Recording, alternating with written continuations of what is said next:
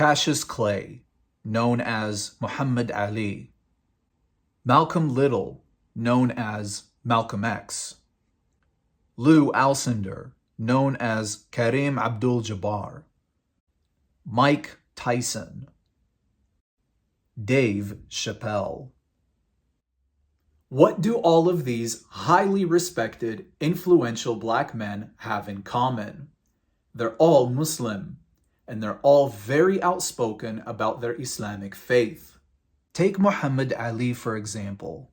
According to Ali, his conversion began after he saw a cartoon depicting a white slave owner brutally beating one of his black slaves and insisting that slave pray to Jesus. In his own words, the message of the cartoon said that Christianity was the religion of the oppressive white establishment. Mike Tyson, another one of society's heavyweights, converted to Islam while he was in prison. According to his testimony, he was moved after reading books on Islam and decided to convert since he saw Islam as a religion of peace. These men, who helped shape and continue to influence entire generations of African American people, saw the religion of Islam and the Prophet Muhammad as revolutionary for social equality and civil rights. But it makes me wonder, what would the Prophet Muhammad have thought of them? Why don't you like to be called Clay anymore? No, Clay was not my name. Once we follow, believe, understand the teachings of the Honorable Elijah Muhammad and come into knowledge of ourselves, then we want to be called after names of our people, which are names that fit us black people. And Clay was a white man's name. It was a slave name. And I'm no longer Clay. I'm no longer a slave. So now I'm Muhammad Ali.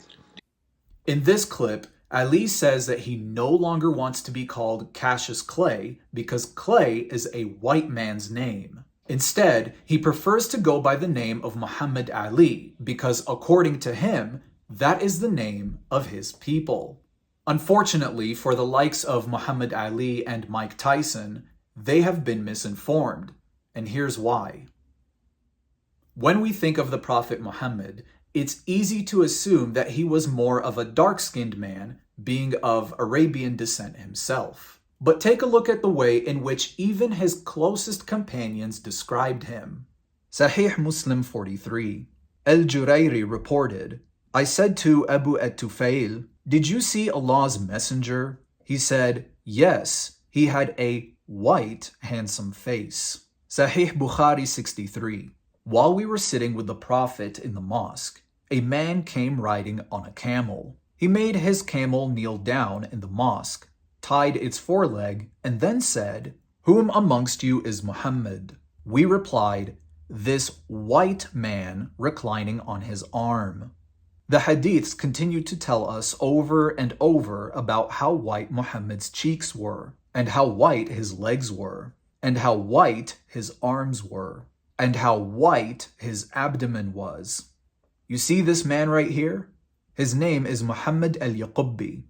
Why is he important?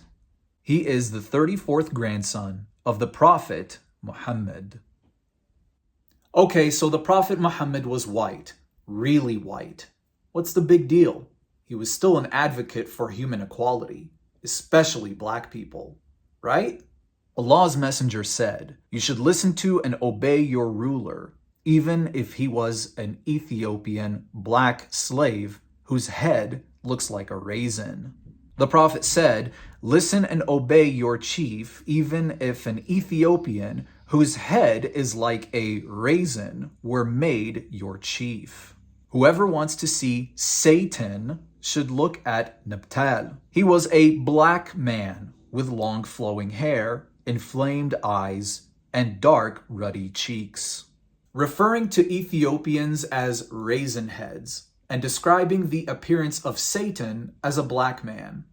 I wonder what else Muhammad did to champion human rights. Sahih Bukhari 7263. I went to the house of the Prophet, and behold, Allah's messenger was staying in a mashroba, an attic room, and a black slave of Allah's messenger was at the top of the stairs. Sahih al-Bukhari 6161. Allah's messenger was on a journey and he had a black slave called Anjasha, and he was driving the camels. Apparently, the Prophet Muhammad didn't care much about black liberation or equal rights, considering the fact that he himself was the owner of multiple black slaves. But that's not where this lesson ends. Pay close attention to this next story. Sunan an-Nasai 46:21. A slave came and gave his pledge to the Messenger of Allah to emigrate, and the Prophet of Allah did not realize he was a slave. Then his master came looking for him. The Prophet said, "Sell him to me." So he bought him for 2 black slaves. Then he did not accept the pledge of anyone after that until he asked, "Is he a slave?" This passage explains to us that an Arab slave came to Muhammad and made a pledge to join him. Muhammad accepted this man's pledge, but he wasn't aware of the fact that he was a slave. When the slave's owner came looking for him, Muhammad made a deal with the owner to buy this Arab slave for the price of 2 black slaves. Not only were black slaves only half as valuable to Muhammad as Arab slaves, but this passage is also listed under the title, Selling Animals for Animals. The Prophet Muhammad also had a son-in-law named Ali. That's where Cassius Clay got his name from, the Prophet Muhammad and his son-in-law Ali. Do you suppose the Prophet Muhammad treated his black slaves as one of his own people, like he would treat his son-in-law? Let's find out. We were with the Messenger of Allah in the year of Khaybar, and we did not get any spoils of war except for wealth, goods, and clothes. Then a man from Banu ad-Dubayb, who was called Rifa'a bin Zaid, gave the Messenger of Allah a black slave who was called Midam. The Messenger of Allah set out for Wadi al-Qurra. When we were in Wadi al-Qurra, while Midam was unloading the luggage of the Messenger of Allah, an arrow came and killed him. The people said, "Congratulations, you will go to paradise." But the Messenger of Allah said, "No, by the one in whose hand is my soul. The cloak that he took from the spoils of war on the day of Khaybar is burning him with fire." Muhammad and his men had just finished raiding the city of Khaybar. As it happened, one of his black slaves named Midam took a cloak from the spoils. Later, Midam was unloading Muhammad's luggage and he was shot by an arrow. As he was dying, people were comforting him, telling him that he would go to paradise. But Muhammad insisted that Midam was burning in agony because of that cloak that he took from the spoils. Now, let's compare that story to this one.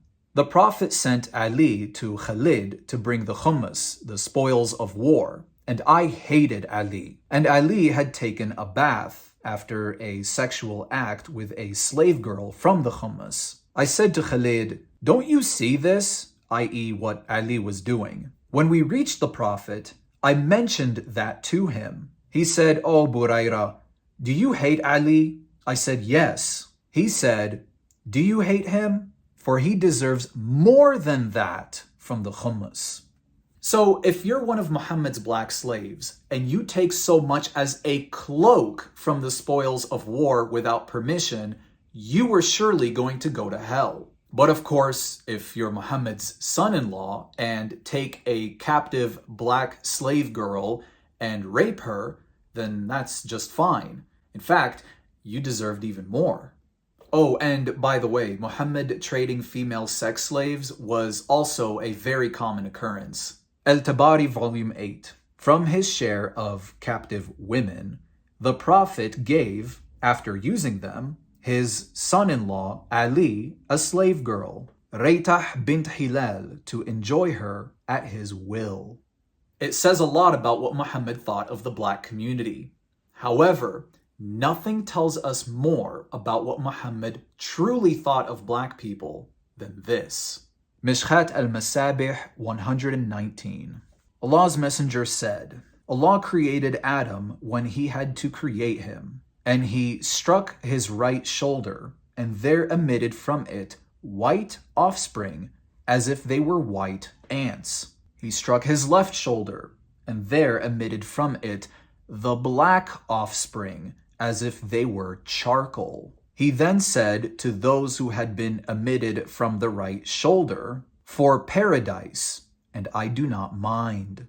Then he said to those who had been emitted from his left shoulder, they are for hell, and I do not mind.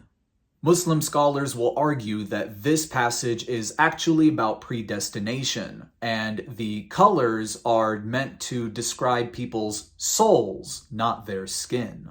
The white offspring represent white or pure souls who are predestined by Allah to heaven. On the other hand, the black offspring represent the darkened or evil souls predestined for hell. But that argument doesn't work, and here's why. The Arabic word that is used for offspring in this passage is thariyatun, which can mean several things, including descendants, lineage, and race. The word soul, however, is not one of those definitions. Muhammad meant exactly what he said in this passage. There are children of Adam whose race is white, and there are children of Adam whose race is black. The ones who are white are destined for paradise. As for the children of Adam who are black, they are destined for hell. Would Cassius Clay, Mike Tyson, and these other prestigious black men have been better off as Christians? Doesn't the Bible mention slavery more than the Quran does? Doesn't the Bible justify slavery according to the writings of Paul in the New Testament? Find out soon in part 2, where we will discuss the topic of slavery in the Bible. Until then, salam.